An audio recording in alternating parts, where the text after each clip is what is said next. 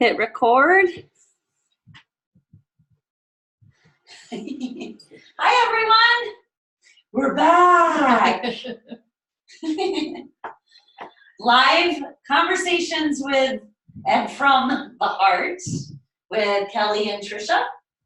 It's been a while since we've been here, so we're excited to reconnect with you and have this ongoing, continuous conversation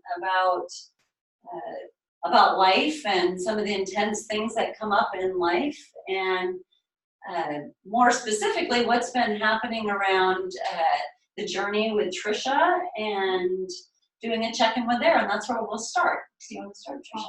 I want to start by saying this is the lovely Kelley Rush, and I'm Tricia Pleasant. And because sometimes we forget to tell people, not everybody knows us. Yeah, shocking, I know. Jeez, we'll get there. We'll get there. Yeah, but so what's been going on in this journey of cancer? Want to do a little recap on like Tricia's journey. Some of you that maybe this is the first time you've seen us talking about this, and so we'll do a recap. So for those that you don't know me, I was diagnosed with stage 4 colorectal cancer in April, May. I don't even remember the exact date anymore. I think it was in May. And basically, it's metastasized to several areas in my body. And these conversations from the heart have really come from, you know, Kelley has gone through cancer treatment and has been phenomenal. And can't even describe how much it's meant to have your tutelage and guidance through this process. And just kind of updating from where we left off. If you haven't seen our other YouTubes or our other Facebook Lives or YouTubes of Conversation with the Heart, I encourage you to go back and look at them. But right now, where I'm at, I just finished my 4th round of chemo. I had 2 rounds of one called FOLFOX, and then that we found out was not working. And I had... That was a trial drug. That was a trial drug, and the regular, I think the trial drugs was Avastin, and the FOLFOX is a normal treatment they do for colorectal cancer.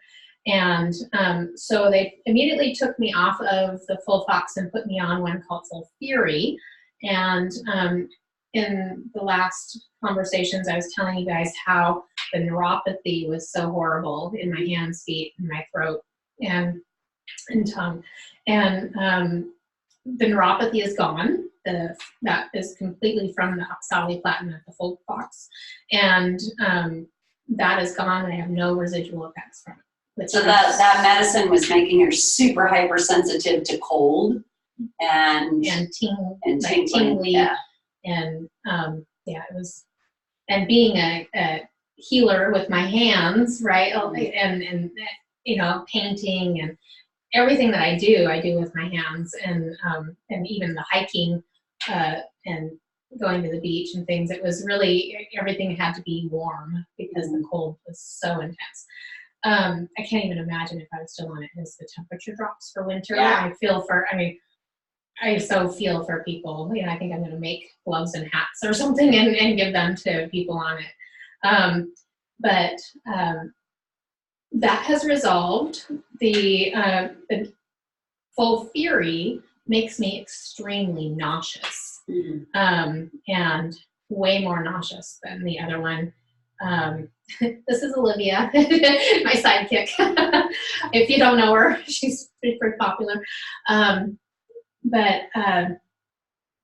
Yeah, so the nausea has been pretty extreme, and the nausea meds make me extremely constipated.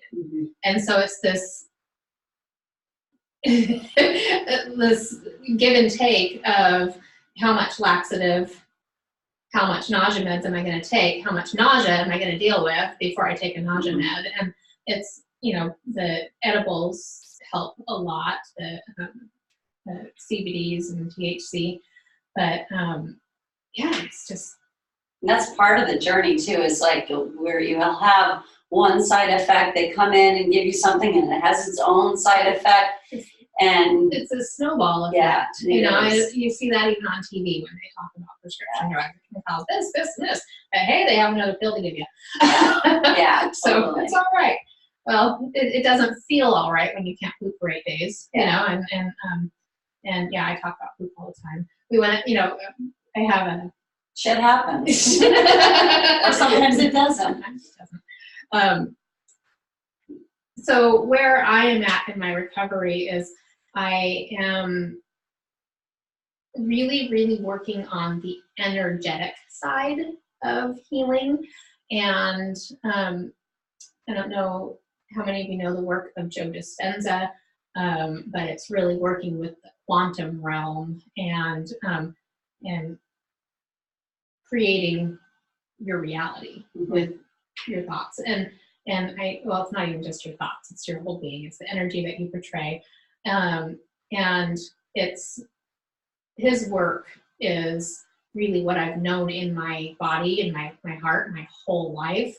And, there's those times that life really lifes you and you forget.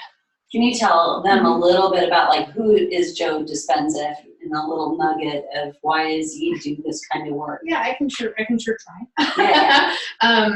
So he, from my understanding, he was in an accident that shattered some of his vertebrae. He's a chiropractor, and basically now he does a lot of neurological research and quantum research. But he actually healed himself through, he was in a wheelchair and healed himself through meditations of and if I'm misspeaking, this is my understanding of just I don't know he's him. healing himself. Yeah. And now he's getting it out to others. Yeah. And it's not just him, it's several people doing this work and just amazing stories of recovery around working with the energy of the body and the energy of the universe, and the body's own ability to heal. And so, yeah, I'm really, like I said, it resonates me on the highest level. It's like when I was a kid, I used that universal energy coming from, I didn't know quantum realm, I didn't know that languaging, but coming from universal source, I could feel it coming into me and like healing animals or, remember my sister not feeling good and me laying my hands on her head, no clue what I was, it was just intuitive. And, as life lifes you and you grow up and you learn that it's not normal, you kind of back away from it, or I did.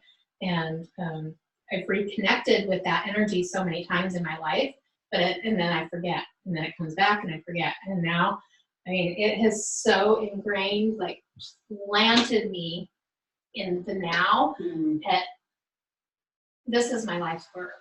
This is everything I've known forever, and it's totally reminded me why I'm here, what I'm supposed to be doing, and to get off my ass and freaking do it. Yeah. Stop playing small. I wonder about that with other people. I've had similar, as a young child, I remember really tapping into something. I didn't have a name for it, and I would lay hands on myself because I was not a well child, mentally and physically. But I would lay hands on myself, and just through years of working in yoga and listening to people's stories, I kind of think that it is normal that we as children are tapped into this big energy. We don't have names for it or anything like that. And yet then we kind of cross over a threshold of being adulting, and we forget, or we put those other parts away from us because nobody really talked about it with us I don't know. I just think it's kind of more normal than we know that it is. And then I love what you're sharing too of like, when you get these wake up calls in your life, that it reminds you, oh, that's right. That's right. That's who I've always been. And when you hear somebody speak a language that just makes you tingle and go, yes, yes, yes, yes. And it reminds you of, oh my gosh, I do have all of this, this healing medicine that lives inside of me that connects me throughout. As it gets big, it's way bigger. It's huge. Yeah. And I feel like it's just something that is starting to awaken in the past 20 years, these conversations with people. And certainly I just saw Deepak Chopra the other day. She met him. And he, for me, he really put me on that path. I remember seeing an Ayurvedic doctor for the first time, again, because I wanted to feel whole. I didn't even know what feeling well meant. And I saw an Ayurvedic doctor, and he gave me his book, Perfect Health. And I read that cover to cover several different times, and I was just like, this language makes sense to me. And I feel like the JoeDispenza stuff, you know, it's like it's a language that Tricia understands.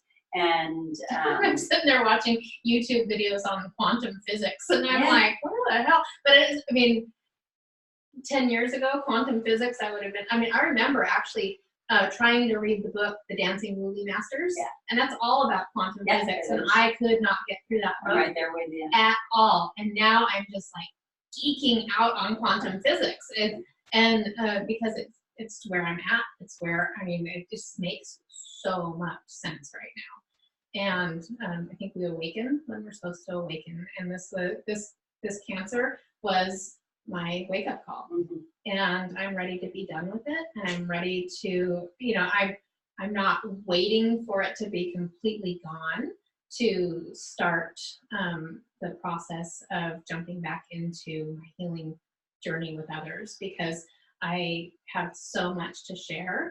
And it's like my friend Romeo Marquez says, you know, he has a thing, it's time. And it is time. It's time for all of us to wake the heck up.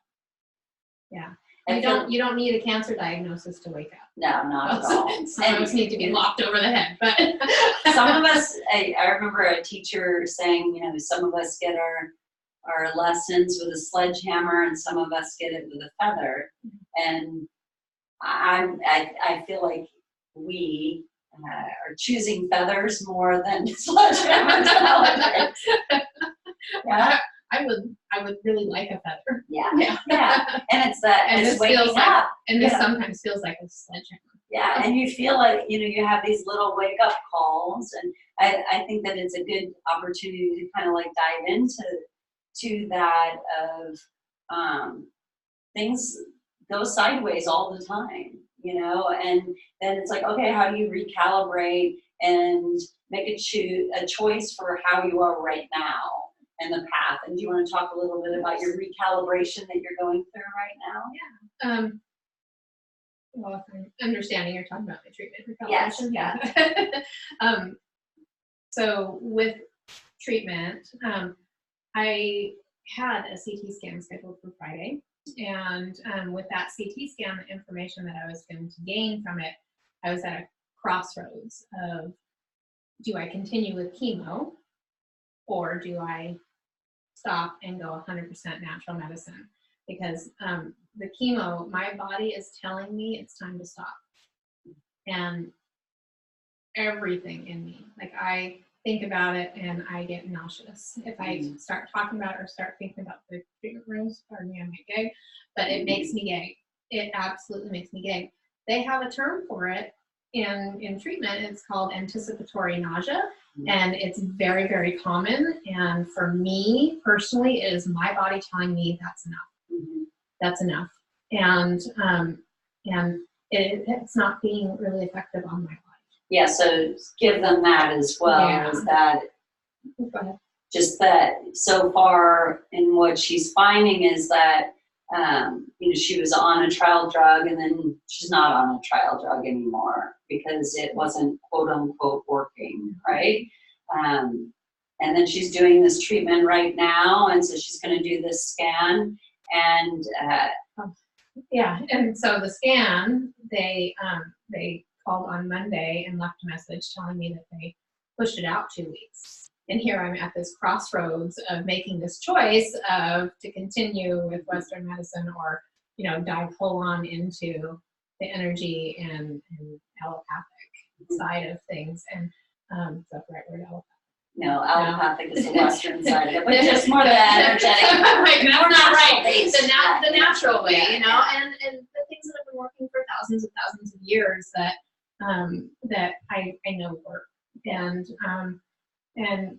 Tell them about who you met and one of your hope messages when you've been contemplating this. yes. You may or may not use his name. That's up to you. Yeah. But yeah, You know, that's his celebrity. journey. That's his Local journey. Yeah.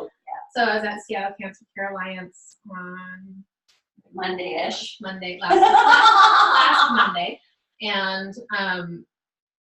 I met a local celebrity there. I was getting on the elevator and I heard him say his name. I looked over and I'm like, holy shit, that is him. And so I went up and I introduced myself, and I said, well, you're here, and so I'm sorry that I hope that doesn't mean you have cancer. But he had a PICC line in his arm, but I see your PICC line, so I'm assuming you do. And he's like, yeah, for 12 years. And I was like, 12 years. And we had a conversation just like around my cancer. He asked what I had, and I said, yeah, I'm 5 months. I've been, you know, working through treatment. And I like told him all my stats, you know, because that's what we do. And at Seattle Cancer Care, you meet someone, you're like, oh, I'm, you know, Yeah. I'm stage 3, blah, blah, blah, you know. It's like an identification marker, you know, and then he, as I was getting on the elevator, he said, hey, and I turned around, I looked at him, and he says, kidney cancer, stage 4 for 9 years. Mm-hmm. And, you know, for me, when I heard stage 4 in my diagnosis, it's like a death sentence. You know, you Mm-hmm. hear that, and you don't have a date stamp, but stage 4 is not a good thing. Yeah. And to hear that he has been stage 4 for 9 years, you know, not one doctor, not one nurse, not anybody has given me that kind of hope, Mm-hmm. right? Everybody's been, oh, you know, yeah, this terminal. Like, we're all terminal. Yeah. We're all terminal. None of us have a date stamp. And how I choose to show up for this is going to change my outcome, you know, but his telling me that, you know, I just said, thank you. Well, it was such a blessing. It was. I needed it at that moment. Yeah. It really, really did. And I posted on Facebook a picture of me the Friday after. So that was Monday. And then Friday, I posted this picture. And what I posted on it was that it was literally, I'm going to cry. Damn it. Awesome. The good work starts when the tears flow. But it was the first time since diagnosis that I felt beautiful. With the weight loss, and the hair loss, and the just like the coloring from the chemo and the cancer and the all of it.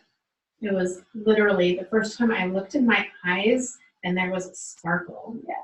And it wasn't like the physical beauty is one thing, but what I was missing was that light in my eyes. Hope. Yeah, and it was hope. Yeah.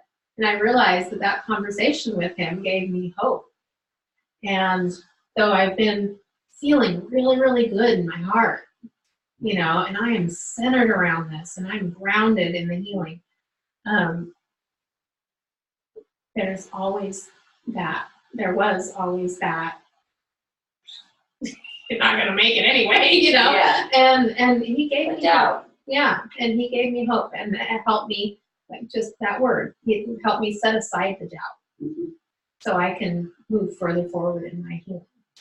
And Yeah, it was everything. And so I am so bound and determined to give people in all walks of life hope.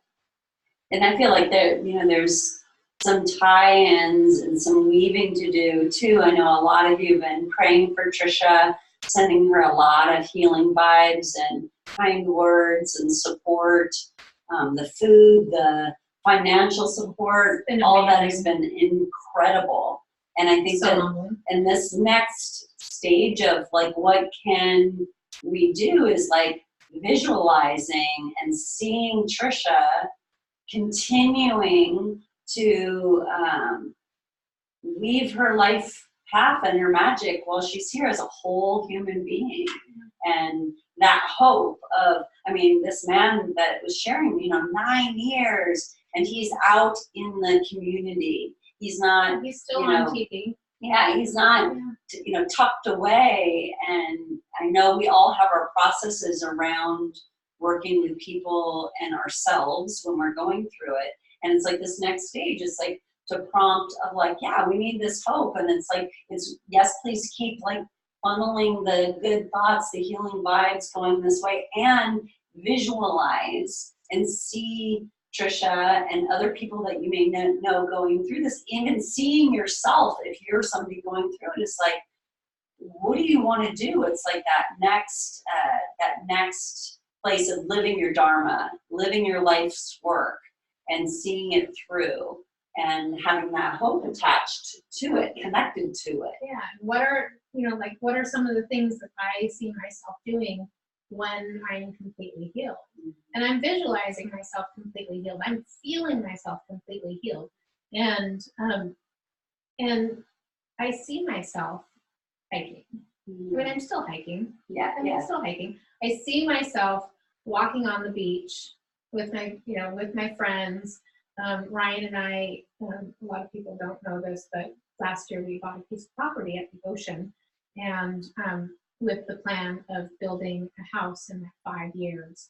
And with this, we went through this little transition of, maybe we'll just buy a fifth wheel and put it on the property so we can use it during this time, because we don't know what the financial burden is going to be, right? And when we just got back from the desert, we went down to Vegas and Palm Springs, and we got to see like so many of my heart connection people that filled me up. But we had some big discussions down there, because not only am I on the cusp of am I stopping chemo, which my decision's made, but it's that we have to go on with our life, right? And so we're trying to figure out a way to go ahead and make the house now. So that is one of those dreams that we had that keeps hope alive. It just keeps hope moving forward. And I have guilt around it. And he's like, I need you full in, and I'm like, I don't know how full in I can be, and then but I can see it. And I can see everybody coming down there and being in community. And I'm excited about it, and and I don't know what else to say about that. I think I got off track a little bit. I was talking about something else. Magic weaver here. Yeah. we pull me back. It's weaving in that hope again, and it's whether you're wherever you are in your life, it's like to just to kind of look and see what's super important to you, and put those hopes and dreams right there in front of you. Dive head deep into it right away, because it's like, this is what we have. We have it right now. This is, Well, and we were talking about like what we would have invested in making it into an RV lot versus what, how much that would take away from the house, and it's significant. And, we're cutting back in all sorts of areas to do it, but it'll be worth it. It'll be a nice space to go and just be with people out of the hubbub of life. And you know, there's so much more to that story, but Yeah. I don't want to get into the negatives. I think what ifs. tie it back into of like, you know, I'll bring it back. Part of the reason we were doing these talks too, a lot of people were asking, you know, how's Tricia doing, and how am I doing with it all? And it's like, it's amazing to me because, as Tricia was saying, you know, I've lived through cancer and not defined by it, although there's a part of me that's like, you know, it is a part of my identity in some way that I've been able to go through a process and a dance with it and come through. And it's like, you just keep moving it forward, moving it along. And there's different stages that come with it, like the beginning stage of the shock and the awe, but like, oh my gosh, you know, how does somebody that's, you know, working with healing and eats right, and we've talked about this in the other talks, you know, why her and not somebody else, and, you know, all that goes with it. Then there's like the next stage of, you know, how can I help full in? And there's the next stage of, you know what, she's still around, and I got a lot of life that I have to work with in my life, and a lot of schedule, you know, and so people go away and then they circle back in, and all of us are just here for each other. And I think that's a wonderful thing. And if you have it to give, to like come in and connect authentically and see each other as whole, and not these labels and these other things that go with it. And then, you know, it's a process though. It's a process. And the shock is gone. Like with Tricia, the shock is not there anymore. And the shock is gone. And what I'm hearing from friends now is the sadness around it. And you know, I'm not dead yet. And people like hate hearing that out of me. And it's true. Everybody's gonna die at some point, and I don't plan to die from You this. seem more alive to me than you do the other way, my dear. Oh, well, I don't need to keep this in me to Yeah. stay that way. Yeah. Yeah. But I am. I'm every moment. She would say, I'm interrupting her. Yeah, Sorry. you are. I don't care. Sorry. I got all excited. I don't want to lose the train of thought. So she was in yoga class the other day, and we were doing sharing that we do in our studio. We do kind of a check-in, and she cannot help but be teacher.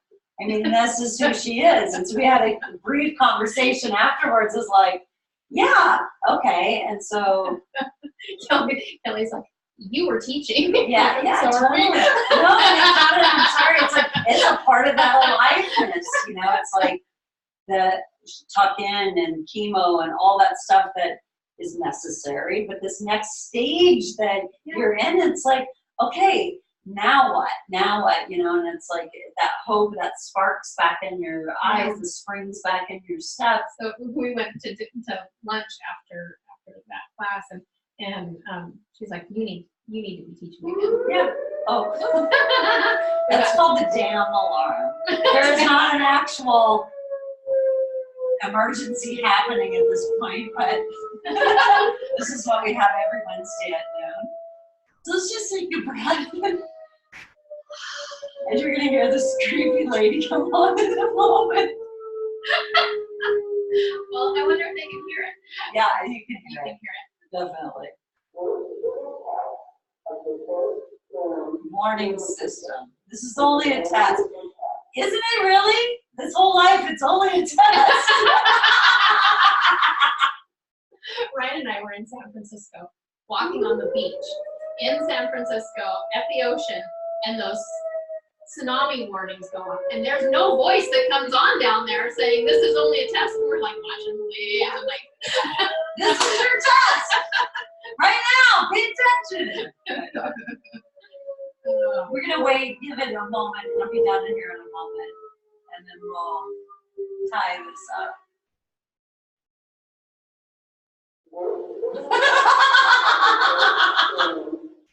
Olivia's like, what the heck? It's so ridiculous. I forgot it was Wednesday around noon. All right. Yeah, we're done now. All right. The test is over. Oh, no, I totally lost my train of thought. And Olivia's like, what's going on? So the next place of this is Tricia is now going to be getting back into teaching online. Yes. I will be doing some yoga classes, and I will also be doing my coaching that I was doing prior to this. And yeah, there's more to come, more information to follow.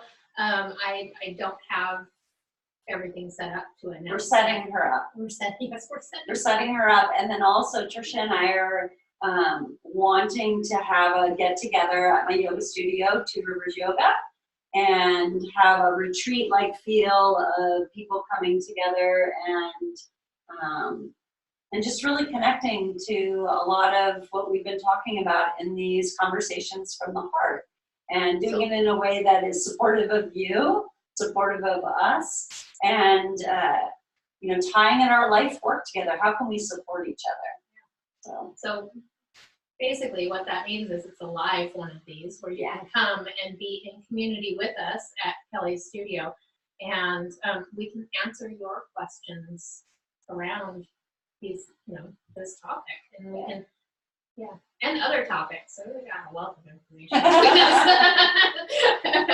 Never a dull moment. What else? I think that was pretty much. I mean, there's so much wrapped around this, but hopefully we gave you an update. And please visualize Tricia making. That's what I was talking about when I got on the house thing. Jeez, chemo brain is intense. I have to write things down to keep my brain on track. But what was it again? Visualizing.